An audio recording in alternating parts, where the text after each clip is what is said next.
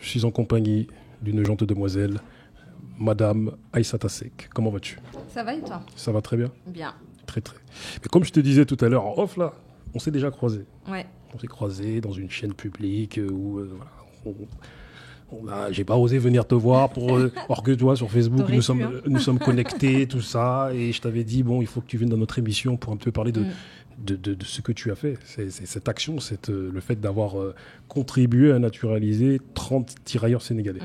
Mais avant qu'on en vienne à cette question, on aimerait savoir qui es-tu, ton parcours de vie, d'où viens-tu?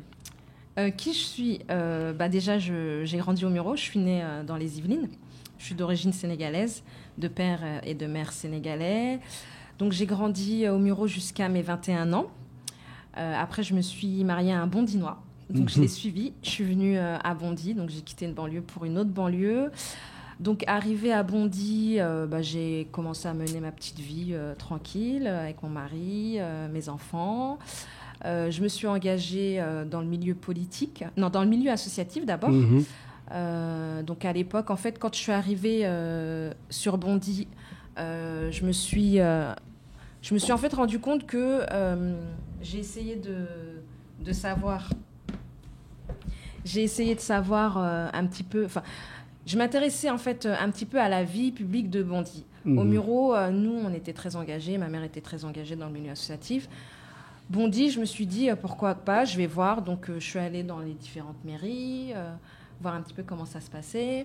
Et j'ai constaté que j'avais le sentiment, en tout cas à mon niveau, que la communauté africaine n'était pas assez représentée dans les institutions. Donc je me suis dit qu'il fallait que je m'engage pour voir comment on pouvait en tout cas pallier à ce problème. Donc c'est là que tu as décidé de t'engager politiquement? Je me suis d'abord engagée dans le milieu associatif. Donc, on a créé notre association. On avait beaucoup d'adhérents. On organisait des événements festifs, mais pas que festifs, parce qu'on avait justement les tirailleurs sénégalais qui étaient aussi adhérents à cette association. Et donc, l'objectif aussi, c'était de transmettre tout ce qui était devoir de mémoire aux plus jeunes et même aux moins jeunes, parce qu'on peut être adulte et ne pas forcément connaître notre histoire. On sait qu'on vient de tel ou tel pays, mais on ne sait pas ce que notre pays a fait forcément avec la France et notamment les contributions dans les différentes guerres. Donc après, je me suis dit que si je voulais faire évoluer les choses, la meilleure des manières, c'était d'entrer dans le système et t'engager politiquement. En politique. Donc, d'où le Parti Socialiste. D'où le Parti Socialiste. Parce que le Parti Socialiste, c'était en tout cas le parti qui correspondait le plus à mes valeurs. Donc de défendre, d'être en tout cas contre les inégalités, de faire émerger des différents projets, d'être dans le social, etc. Donc j'ai pris ma carte au parti. Donc j'ai été dans un premier temps militante. Ensuite en 2014, il y a eu les élections municipales. Donc j'étais sur la liste des municipales et on a gagné les élections. Donc j'ai été dans un premier temps conseillère municipale et ensuite j'ai passé un palier, je suis passée maire adjointe en charge des anciens combattants. Ok, d'accord. D'où ton action. Mon action. Alors en fait, mon action, elle date d'avant mon élection et d'avant ma délégation. Mais je pense que rien n'est fait au hasard. Moi, je suis très croyante, donc je pense que rien n'est fait au hasard. Il se trouve que j'ai été nommée aux anciens combattants, donc ça a été en tout cas un plus pour mener à bien mon action. Et aujourd'hui, le Parti Socialiste, d'ailleurs, ne s'appelle même, d'après les nouvelles, ne s'appelle plus le Parti Socialiste, ça s'appelle la Nouvelle Gauche. Oui. Et certains parlent d'un parti qui est mort. Toi, de ton côté, quel constat tu fais aujourd'hui de ce qu'on appelle cette Nouvelle Gauche? Moi, le constat que je fais aujourd'hui, déjà par rapport au Parti Socialiste, je me dis que très clairement, on n'a pas été à l'auteur des enjeux. Ni au niveau national, ni au niveau local. Je vais m'en expliquer. On avait tout. Moi, j'ai été militante, j'ai milité vraiment sur le terrain pour François Hollande. Donc, j'ai tracté, j'ai fait du porte-à-porte. Et donc, on avait un président socialiste, on avait l'Assemblée, on avait le Sénat, et on n'a pas été capable de porter haut les valeurs du socialisme. Les questions d'échange de nationalité, pour moi, ce n'est pas les valeurs du socialisme, donc c'était à renier.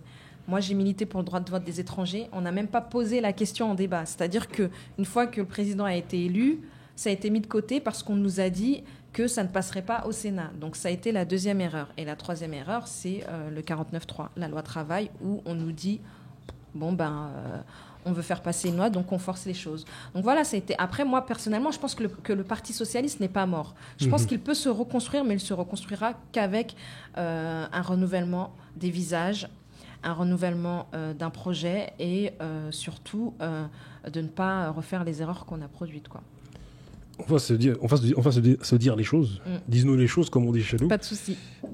On a tous vu les documentaires sur, les petits reportages sur le journal télévisé à l'Élysée où étaient accueillis les tirailleurs qui ont été naturalisés. Ouais. Nous, ce qui nous a gênés, c'est le fait que tu n'étais pas assez mis en avant. Et que on voyait François Hollande. Ça a été récupéré politiquement, ouais, voilà, très clairement. Exactement, voilà. C'est là où je veux en venir. De toute façon, c'est le jeu politique, c'est la politique, j'en ai conscience, j'en avais conscience. Je savais que de toute façon cette action serait récupérée politiquement parce que c'est le président qui l'a faite, qui a permis que les tirailleurs soient naturalisés. Après, moi aujourd'hui, j'ai pas en tout cas mené cette action pour être mise en avant. Personnellement, je m'en fous de la lumière. Mon objectif, il a été atteint, c'était de voir ces messieurs naturalisés. Maintenant, je sais que l'aboutissement de cette action va m'ouvrir d'autres portes. J'ai été contactée, mais je ne vais pas m'en cacher. Je veux dire qu'aujourd'hui, si j'avais voulu, j'aurais pu aller ailleurs, mais je ne l'ai pas fait puisque j'ai un certain nombre de convictions. Et je sais, au-delà de m'ouvrir des portes, mon objectif a été atteint et c'est celui-ci. Le fait de les voir monter les marches de l'Élysée, ça a été pour moi juste une énorme fierté parce que je les suis depuis des années et je sais aussi dans quelle mesure ils peuvent galérer dans leur quotidien et vivre dans des endroits précaires, ils ont des salaires précaires. Donc, rien que le fait de leur avoir redonné le sourire et d'avoir permis ça, pour moi, c'est tout bénef, quoi. Parce que c'est pour ça qu'on t'a contacté. Mais je sais que nous, on s'est dit, attends, c'est pas normal. Non, mais je sais que ça a gêné beaucoup de gens, ça a gêné les gens de la communauté, ça a gêné un certain nombre de politiques, ça a gêné ma famille, ça a gêné beaucoup de monde. Mais après... quel était mon objectif ? Mon objectif a été atteint. Et j'ai d'autres combats à mener, et ils seront menés, et je les gagnerai, et ce sera d'une autre manière. Et tu es aussi une petite fille de tirailleur. Oui. C'est ça, c'est-à-dire... C'est ça. Mon grand-père était tirailleur sénégalais, donc je ne l'ai pas connu. Il est décédé quand j'étais dans le ventre de ma mère. Mais je connaissais l'histoire de mon grand-père, parce que ma mère m'en parlait tout le temps. C'était son héros. Il a été pompier après. Donc forcément, c'est une histoire qui me touche, qui m'a touchée. Et c'est une histoire qui m'a permis d'être ce que je suis aujourd'hui, parce que je sais d'où je viens et je sais qu'aujourd'hui, n'importe quelle personne qui me dit que je ne suis pas française, je sais quoi lui renvoyer à la figure. J'ai les arguments pour et généralement, j'arrive à leur faire fermer le clapet très rapidement. Donc tu es incisive, tu as des crochets. Et encore plus aujourd'hui. J'ai appris énormément. Toute cette action, le fait d'être engagée en politique, le fait de faire ce que je fais aujourd'hui, en fait, ne me met plus de barrières. Et je pense que j'arriverai à casser le plafond de verre qu'on nous a mis au-dessus de la tête. C'est la seconde partie, toujours avec Madame Aïssata Seck. Ça va ? Ça va, toujours. Tranquille. On a eu quelques échanges en off. Souvent, les discussions en off sont plus profondes parce qu'on n'est pas filmé, donc on se lâche. Mais un de nos amis nous disait que lors de la première partie, tu parlais des armes. Des armes pour prouver aux gens comme quoi, oui, nous sommes français au même titre que tous. Et cite-nous des exemples de ces armes. Des exemples concrets, déjà, c'est de connaître son histoire, sa propre histoire. Et moi, j'ai déjà eu, je peux avoir des échanges, des débats avec des Français blancs qui peuvent me dire tu n'es pas française. Et quand on me sort ça, je lui dis que si aujourd'hui, lui et moi, on peut échanger, c'est parce que les tirailleurs sénégalais ont contribué à la liberté de ce pays. Et que si les soldats africains n'avaient pas été là, on ne serait pas là aujourd'hui, ils seraient peut-être même allemands. Donc je me sens même plus française que lui. Et là, généralement, comme ces gens-là ne connaissent pas leur histoire, ils ferment leur bouche. Okay. Donc c'est pour ça que je dis que la meilleure des armes, c'est aussi d'apprendre sa propre histoire. En parlant d'histoire, pour ceux qui ne le savent pas, mais quoi qu'il en soit, il y avait un très bon documentaire qui s'appelait Noir de France, qui était sorti à l'époque en 3 parties. Et il parlait du fait que, dû à l'esclavage, à la colonisation, et que les Noirs, les Africains, faisaient partie intégrante de l'histoire de France. Et quand on sait que l'un des premiers députés noirs était Blaise Diagne, on sait qu'il y avait aussi le président du Sénat d'une époque lointaine pour beaucoup, qui s'appelait Gaston Monnerville. Voilà, c'est pour un petit peu rappeler aux gens que les Africains ne sont pas, comment dire, c'est pas une chose inédite, quoi. Non. C'était pas une chose inédite. Il y a eu des députés, il y a eu des gens dans le Sénat qui... À l'époque des colonisations. À l'époque des colonisations, en plus, des époques très très dures.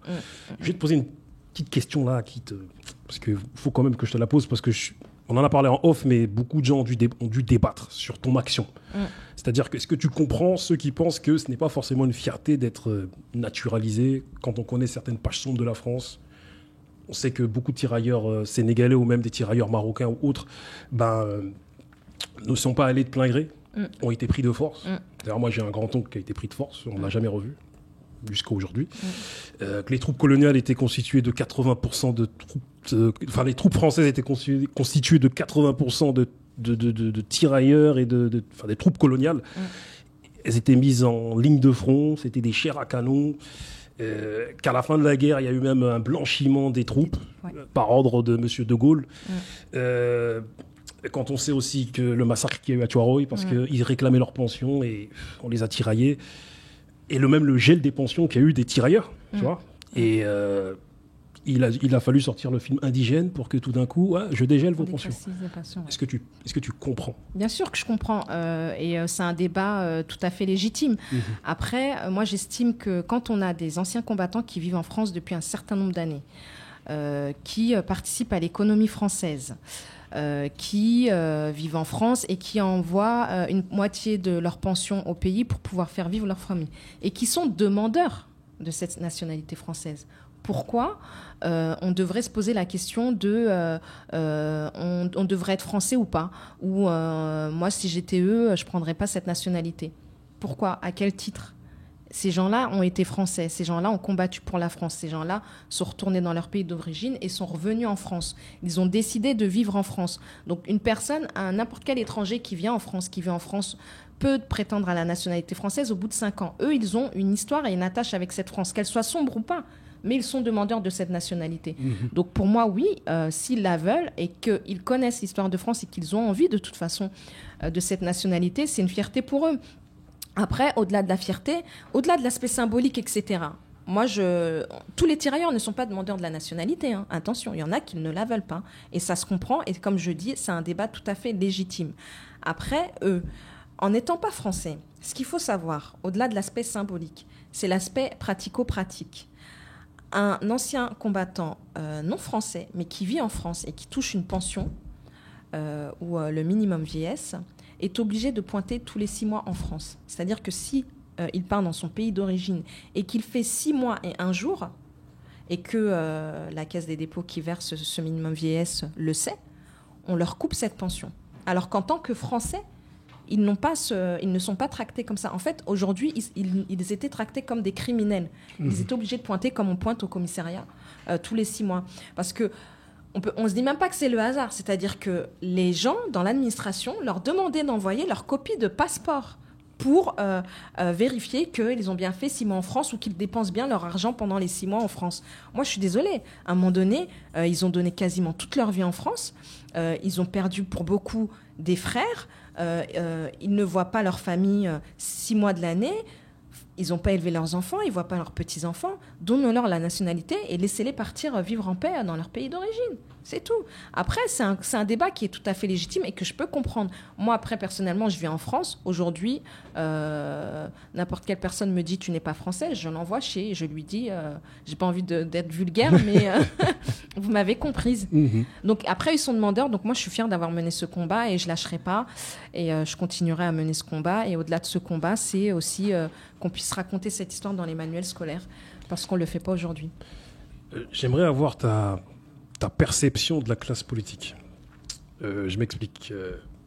Tout à l'heure, on a parlé de M. Gaston Monnerville, M. Blaise Diagne, comme quoi les minorités ne sont pas une nouveauté. Il y en a eu dans le passé. On sait qu'en 2012, il y a eu 8 nouveaux députés d'origine africaine, maghrébine, asiatique, brésilienne et autres.